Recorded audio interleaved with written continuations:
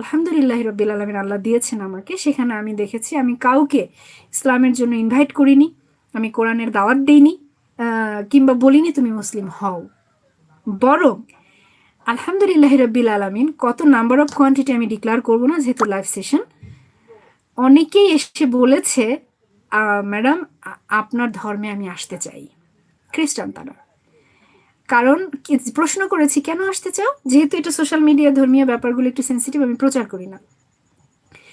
আমি তাকে প্রশ্ন করেছি প্রত্যেককেই যে কেন আসতে চাও, তোমার ধর্ম তো ভালো, খ্রিস্টান ওপেন কালচার, বা এটা তুমি এটা কেন ছেড়ে আসতে চাও? আমাদের ধর্মে তো অনেক রেস্ট্রিকশন আছে, তুমি চাইলেই মদ খেতে পারবা না, সিগারেট খেতে পারবা না, চাইলেই ফ্রি মিক্সিং করতে পারবা না, তারপরও কেন আসতে চাও?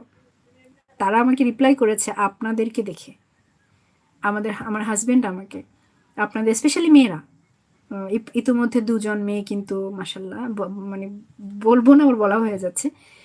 তো তারা কিন্তু এসেছে আমাকে, আমার লাস্ট যে মেয়েটা ইসলামের ছায়াতলে আসলো, সে বলছে তুমি কিভাবে, তুমি কি সুন্দর ঢেকে থাকো,